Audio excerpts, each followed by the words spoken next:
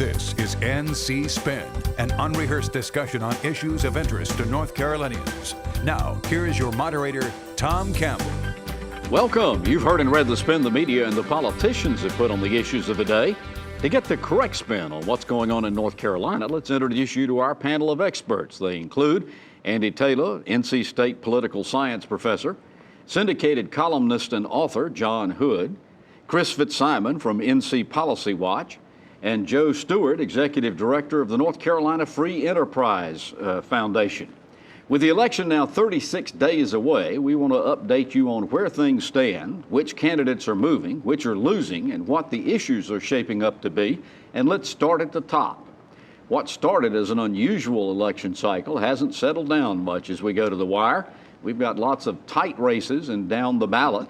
We want our panel to begin at the top of the ticket, however. Andy, first presidential debate was held last Monday night to an audience of some 84 million people, the largest ever. Did either candidate move the needle either way to either help or hurt their chances for election? I'm not totally convinced they moved it in a material way, but obviously if the needle moved for someone, it was going to be Hillary Clinton, Tom. I think the debate on Monday night, compared to the crowded, partisan Republican debates that we saw in the primaries, really illustrated some weaknesses on Donald Trump's in Donald Trump. For example, his command of the issues. He clearly doesn't have as deep a command of the issues. He was able to get away with that, as I said, in the sort of crowded debate stage during the primaries.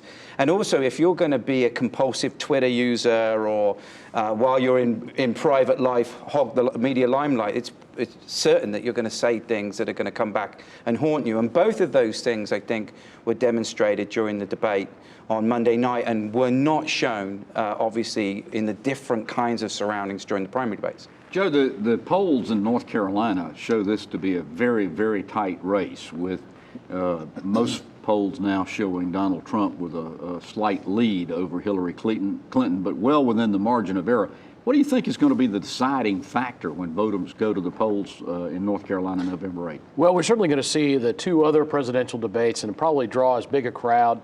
I think we're going to see a lot of the candidates appear here in North Carolina. I think to some extent it's easy to imagine that this remains competitive and close all the way up until Election Day. It's just a very competitive state. We're relatively even in terms of our partisan disposition as a state. I think this just remains very close in North Carolina. John, both of the candidates are acting as if North Carolina is a must-win state. The traditional thinking, though, is that Donald Trump can't win the White House if he doesn't win North Carolina. Is it more important to him or Clinton? It's more important to his math to the Electoral College majority, in the sense that Hillary Clinton could win without North Carolina. It's kind of hard to imagine that Trump could win by losing North Carolina but winning Pennsylvania. Of course that mathematically is possible. It just doesn't seem like a probable set of outcomes. I think that the presidential debate was really a pathetic excuse for a debate between two pathetic and inexcusable candidates. I think American public dislikes both of these individuals roughly equally, depends on the poll, but roughly equally. I think on that matter, at least, the American public has good judgment. Chris, in 2008, we saw what we call the Obama surge, young people and minorities turning out to the polls to vote. Any indication we might see anything like that in this year's election? I don't think so, and I actually think that's one of the questions, or one of the answers to your question to Joe, is what's going to maybe tip this race. I think how many of those young people get out, what their enthusiasm is, how many people of color get out and vote, and that's why I think one of the wild cards in this race is if it remains a state that Hillary Clinton thinks she can win, and I think it will remain that. I think we're going to see Michelle Obama and Barack Obama here as we get closer to Election Day to rally the troops, to get people out, to try to sort of reinvigorate the coalition that got him elected. Just about the debate, I think that I'm still astounded that people can call Hillary Clinton pathetic. You can call, I'm a little offended by that. You can disagree with her. You can say she has some problems with issues, but there was a presidential somebody on that stage Monday night that looked like a president and had to command of the issues, and it wasn't Donald Trump. I think that's the message that I'm hearing from people who don't watch politics all that much were astounded because they'd never watched Donald Trump for that long, and to see somebody that close to the presidency, I think scares a lot of people. And I think that's going to be a factor in the race. Let's drop down to the U.S. Senate race. Senator Richard Burr has generally been ahead in the polling, but Deborah Ross is running a really close race. Some pollsters show her 1 point ahead. What's going to be the deciding factor in this senatorial race, Andy? Well, the presidential race is obviously going to have an effect, and presumably because the presidential race is so tight in the state, that's helping Deborah Ross. It's one of the things that, or a couple of things that might actually stem her momentum and hurt her a little bit as we go into the home straight is that the Burr campaign has a lot of resources that they've kind of got in their back pocket waiting for the home stretch, and they've got a significant campaign arsenal that they can unload on Deborah Ross. And I think we'll see. When are they going to start? Well, they should hopefully pretty soon for the Burr campaign, but there's still, we're still talking in five weeks or so. There's time for them to do that. The other thing is, if the public begins to see that Clinton is the likely, or even more likely to be president, I think that will help Republicans, not just Burr, but Republican congressional candidates, particularly in the Senate races across the country. Why do you when say they that? start making the argument that, okay, we can distance ourselves from Trump a little bit, that frees us up a little bit more, and allows us to make the argument that, do you want Hillary Clinton and a Democratic Senate? It's likely you're going to have Hillary Clinton, but you really don't want a Democratic Joe, what Senate. are the issues in this senatorial campaign? Well, so far the candidates have really, Burr has campaigned a lot on the profile of issues that are resonant with minority voters and younger voters. It's been interesting. Ross sort of attacking Burr as an consummate insider in a year where people are feeling sort of animosity towards anyone that's seen as an establishment candidate. I think the larger part of this race will be how does it play out in the context of the ultimate desire of the Democrats to try to take control of the U.S. Senate back, and will they divert resources from other states where they feel they have a better chance to North Carolina in support of Deborah Ross, when it still doesn't look abundantly clear that she has the potential to beat Burr. And Burr's a very strong campaigner, is a very specific kind of style as a campaigner. But I think in this particular race, he's well suited to match up against someone. We're going to see negative ads. Her tenure as an ACLU executive director will certainly come out. Joe, Chris and John, handicap this Senate race for us real quick. Well, I think that Burr is still ahead by a couple points on average, but he's still in the low to mid 40s. That is a vulnerable position for a Senate incumbent, and that's why this is still a race that Republicans have to sweat. I disagree. I mean, I don't disagree with that. In fact, as I've said before, a few months ago, we thought this was a long shot for the Democrats, and now the race is almost always within the margin of error. I do think that the way the Trump-Clinton race breaks at the end in North Carolina will have a big bearing on it. And frankly, I think the governor's races in North Carolina might be driving the ticket a lot, and we're going to get to that. So I think their race, because of, for some reason, Burr has low visibility, even though he's been in Congress and the Senate for so long. I think he's more maybe affected by these other races. Well, we thank you for watching NC Spin, either on the air or YouTube. Here's a reminder, there's much more on our website, ncspin.com, or NC Spin on Facebook. You'll find video footage not seen anywhere else, perspective pieces from our panel, and my weekly column. Get more balanced debate from the Old North State on ncspin.com or NC Spin on Facebook, or on Twitter at NC Spin Tweets. When we come back, we're going to talk about the governor and council of state races. NC Spin will return after these messages. Vote. This single word is vital to the future of our nation. In the coming weeks, you will have the opportunity to cast your vote. It's your chance to shape the future of your community, state, and country. It's your chance to make your voice heard. I'm asking you as a fellow North Carolinian to encourage every family member, friend, and neighbor to cast their vote. On Tuesday, November the 8th, be a part of our future and go vote. I help educate and inspire visually impaired students to strive for a brighter future. I make sure visitors to the North Carolina Zoo take a walk on the wild side. And I make sure that the fuel you buy is a quality product from pipeline to pump. I support small businesses in North Carolina by matching them with hard-working, well-trained employees. I make sure the roads you drive on are safe. Scenic, the one voice speaking in support of the men and women who are making North Carolina great. We now return to NC Spin. We continue our election preview. North Carolina's gubernatorial contest is one of the most hotly contested in the nation and one of the most expensive. John, we've seen a number of polls the past few days, with some showing McCrory leading by a small margin, some showing Roy Cooper up. Analyze this poll data and tell us how reliable you think it is.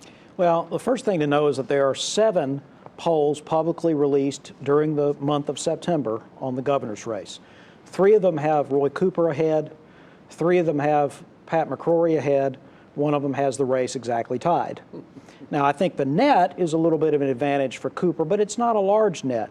Now, what happens on these polls is that people, they'll latch on to the Civitas poll. Well, they're conservatives. They like Pat McCrory. That must be false. Or the Democrats or the Republicans will latch on to the PPP poll, and so that's useless. That is not a scientific way to look at this. Data is data. You look at it carefully. If you want to pick out the pollsters that have the best records, according to the 538 website, you've got 2 A's that have taken polls. Okay, the Siena College poll, which had Cooper ahead, and Fox poll, which had McCrory ahead. So don't pick and choose. Don't pick polls on the basis of your partisan affiliations. Take data in and analyze it. When you do that, you see this is a competitive race, but McCrory's probably an underdog a little bit.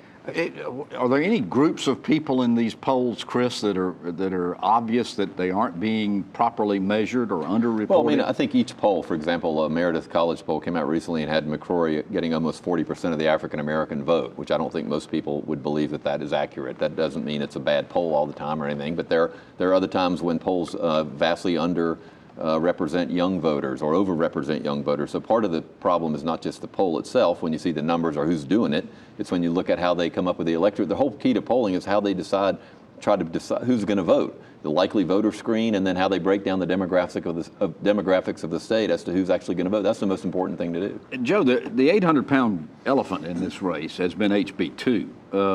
Can you discern whether either side is either benefiting or losing because of this? Yeah, so the pollsters that I talk to say that the dynamic in the governor's race is white, college-educated women voters, principally suburban residents, who typically tend to lean Republican in a presidential election cycle, have softened a little bit in their support, and it's a combination of things, not just House Bill 2, and not the issue of transgender rights, but the reputational impression that they feel the state has suffered as a result of the discussion and debate of this issue. But it's the combination of that with the Donald Trump dynamic, which is some of the rhetoric that Trump has used has alienated that portion of the primary Republican base of voters. Andy, any other issues that you see that are just standing out in this race? Well, I think HB2 sort of fits into it because, as Joe said, it has this kind of broader reputational impact on the state. And it also has an economic impact, which I think has hurt the governor. I think the governor's got a pretty strong case to make about how the economy of the state has turned around since he took the helm. But undercutting that is the headlines that we're seeing about the economic negative effects of HB2 as with the NCAA and the NBA All-Star Game as jobs seem to be going out of the state. And I think that's hurting him a little bit. Education's going to be an issue. It always is an issue. And McCrory doesn't seem to be getting any pluses because of the fact the North Carolina economy seems to be doing pretty well, right, aside from... Right, like I said, but it's undercut a little bit, I think, by the fear that people have that the economy may start to be deteriorating as a direct effect of HB2. There is a little bit of a wild card that was thrown last week having to do with the protests in Charlotte after the shooting. A couple of nights they turned into riots. Governor McCrory, I thought, handled himself well and came across handling himself well. The mayor of Charlotte, who has been a foil of Governor McCrory on a number of matters, including HB2, is getting very bad marks from all sides in Charlotte almost. And I think that dynamic, at least in the Charlotte media market, is helping McCrory. Yeah. All right, let's move down to the lieutenant governor's race, Chris. We've got 2 candidates running against each other who ran 4 years ago, Dan Forrest and Linda Coleman. Tell us what you think this race is shaping up to be. The polls show it pretty even. Well, it's within the margin of error, but in all these council state races, including this one, I think the last public policy polling poll, if I can say that, had 25% of the voters undecided. This was the closest council state race last time. We didn't even know election night that Lieutenant Governor Forrest had won. We had to wait. There was a possibility of a recount, a lengthy recount. It was the closest race. I think this is very closely tied to the governor's race. If some internal polls that apparently I've heard about on both sides show Cooper up 4 or 5 points. I don't know if he'll win by that many. If he does, then I think Linda Coleman has a very good chance of winning. If that race is much closer, then I think this race will be much closer, and Dan Forrest may pull it out. I think this is very closely tied to the governor's race. Joe, the Attorney General's seat is open. We've got Republican Buck Newton running against Democrat Josh Stein. How do you see this one shaping up? Both of them have just taken the airways. Yeah. I think we're going to see a lot of outside money come into this race, too. Really, it sort of principally comes down to this. Can they develop enough name recognition, despite all of the clutter up ballot, to distinguish themselves one to the other? Josh Stein, a former state senator here in Wake County, so some name recognition there. Buck Newton, a former state senator from Wilson, not as big a media market. Probably the dynamic in all of these down-ballot council of state races is the fact that there's not straight ticket voting this election. You'll have to vote in every single race. That's going to raise that. In the bleed-off of total votes cast from the governor's race down to the lower council of state races may be significant. So the organizational structure... Voters might just get tired going down the ballot. How about the state treasurer's race, Andy? We've got an open seat there, and Dan Blue III and Dale Falwell are running against each other. Yeah, so the similar kind of effects, obviously, with possible significant drop-off when we get down that far on the ballot because of the lack of straight ticket voting. The interesting thing in this race, or one of the interesting things to me, is that Falwell has the endorsement of the state employees, and you know, as a Republican, that may have some significant effect, positive effect for him. In this race, if the state employees are picking a Republican, then many Democrats might say, even if they're not state employees themselves, that this guy can't be all that bad. So that could have an effect. John, any other down ballot council of state races worth watching? The other I would spotlight, just because the Democratic challenger to the Republican incumbent is well known in one market, that's the Labor Commissioner race. Cherie Berry, the Republican incumbent, facing Charles Meeker, the former mayor of Raleigh. That's the reason why that race is of interest, because Meeker starts out in the Triangle market having some name recognition. All right, after these messages, we're going to talk about legislative races. NC Spin will return after these messages. Helping people. It's all in a day's work for Wayne Goodwin. As Commissioner of Insurance, Wayne Goodwin's been a tireless advocate for North Carolina families, helping more than 100,000 seniors enroll in the Medicare drug plan while protecting them from insurance scams. And Wayne Goodwin has been fighting big insurance companies' proposals to raise rates for car, home, and health insurance. Wayne Goodwin, more than a public servant, a true friend for consumers. You sleep on concrete till your body get immune to concrete. My mom got my brother and I up and said, come on, we're leaving. I became homeless in the beginning of this year. When I was about 4 or 5 years old, our house caught fire. I used to see my brother. If he see me, he'd turn and go the other direction. We did the only thing that we could think of, and we went to a Salvation Army shelter. You know, we don't have this, like, what's your background look like? We just say, what do you need? I remember the man from the Salvation Army coming down with a box of clothes. The Salvation Army officer bought my brother and I an ice cream cone. Last week, my brother walked up to me, and he just started a conversation. Today I've given my life to the Salvation Army because I remember what somebody did for me, my brother, and my mom over 30 years ago. The Salvation Army for me means hope. Compassion. Family. Support.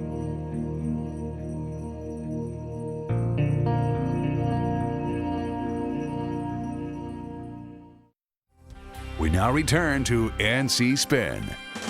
Republicans have been in control of both chambers of our legislature since 2011, and few people expect they're going to lose their majority. But Democrats are working hard to overcome the veto-proof majorities, especially in the House.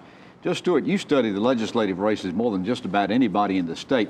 Democrats have got to gain 3 net House seats to overcome that veto-proof majority. What do you think their chances are? Again, as we've said in a lot of these races, it's tied to the presidential race, the gubernatorial race. The turnout models will matter a lot, whether young people, whether African-American voters turn out. The races that are most competitive because of those dynamics are the metropolitan areas, the suburban districts where Republican incumbents, principally in Wake County, you see a number of libertarian candidates running, and that may siphon off votes.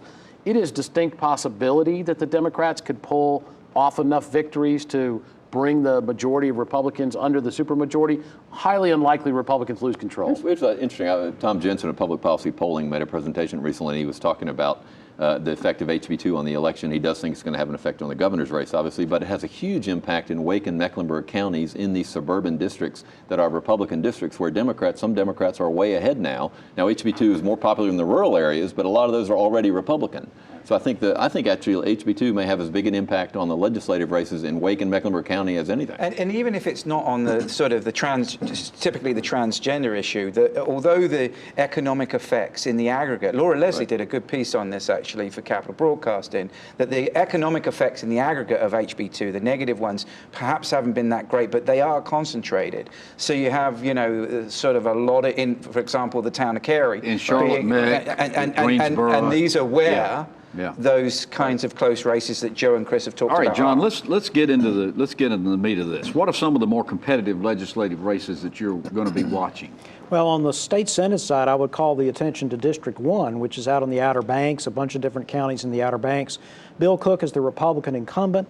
He's being very strongly challenged with Brownie Futrell, who was the former publisher of the Washington Daily News. Beaufort County is one of the more vote-rich counties in that district.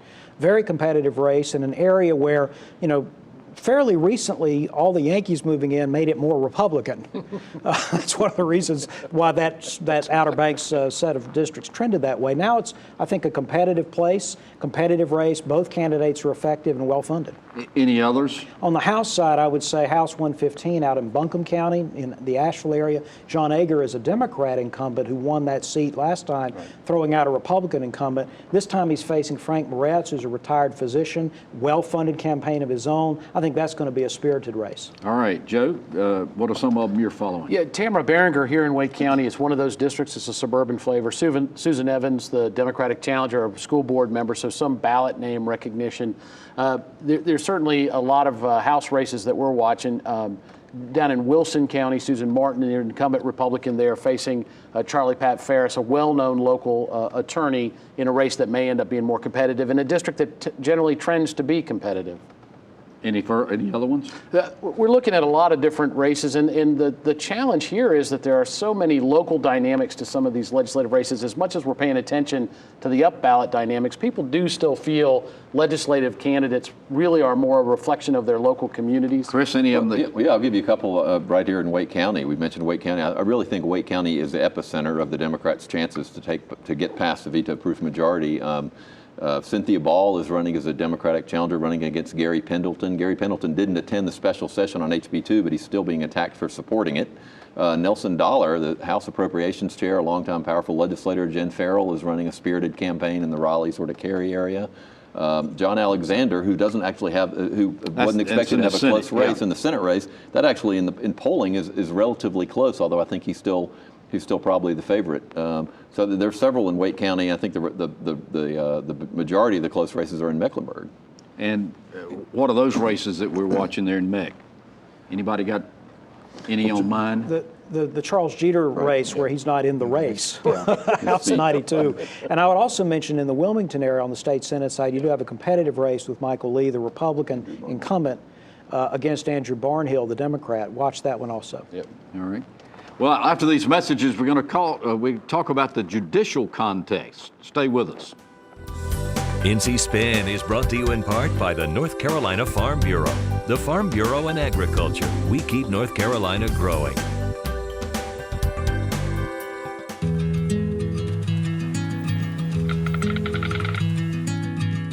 The cost of everything has gone up dramatically over the last 75 years.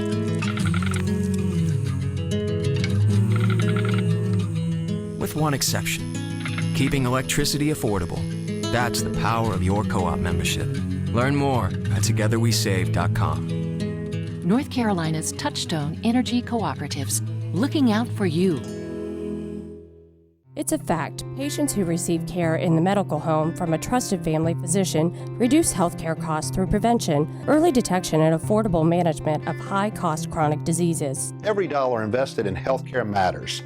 Let's invest them wisely, building on North Carolina's medical home model. Better health begins with a medical home, a trusted family physician, the best return on our healthcare investment. Learn about the importance of medical homes at OurNCHealthcare.com.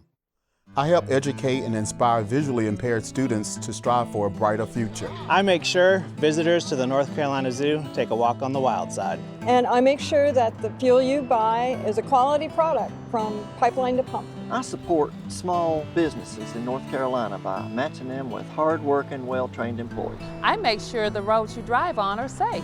Scenic, the one voice speaking in support of the men and women who are making North Carolina great. We now return to NC Spin. You don't hear a lot of talk about it, but we have some very important appellate court races this year. 1 seat on the Supreme Court, 5 on the Court of Appeals. Chris, the Supreme Court contest hasn't gotten the big dollars or high visibility we saw in recent contests. Tell us why you think it's important. Well, it's one of the most important races, I think, this election cycle. The current Supreme Court is a 4-3 majority of Republicans or conservatives. There's only 1 seat up, which is Justice Bob Edmonds, who's a Republican and relatively conservative, not as conservative as some of the other Republicans, but a conservative justice. So literally the balance of the state Supreme Court is at stake. He's running against Superior Court Judge Mike Morgan, an African-American, longtime lawyer, judge, Democratic activist. This is, I think, as I said, one of the most important races. I do think there will be some outside money coming. The Republicans' national groups have done this before. I expect to see some in the end, but it's really hard this year, of all years, to break through and get some attention. I was getting ready to say, isn't it going to be too little, too late? Well, I mean, there's so much noise. There may be TV, but there'll be a lot of mailings and a lot of targeted appeals to people, because I think both sides, given all the court decisions, and Josh Stein has pointed out 13 decisions by this General Assembly have been thrown out by the courts, a lot of them by state court. All right, so we've got 5 Court of Appeals seats up, John. Any of them particularly look interesting or challenging, or all of them? All of them are interesting and challenging, and one of the things I would say about it is that there will be party labels on those seats. That's not what it had been recently. They've been put back on, and because we've been talking about the lack of straight party voting, so you can't just do it one time, you have to go down the ballot, that might have an effect. We don't know which way, but it might be that the Supreme Court race has a different dynamic than the Court of Appeals races because of the partisan labels on the ballot. Sorry, Tom. Party shouldn't matter so much in the Court of Appeals, particularly on outcomes, because it's a 15-member court and they make decisions in groups of 3. So you, as a voter, unlike the Supreme Court, where you can say, okay, I can make a determination here, which party do I want to have in control of the Supreme Court? And as Chris says, the race this time is basically going to be determinative of that.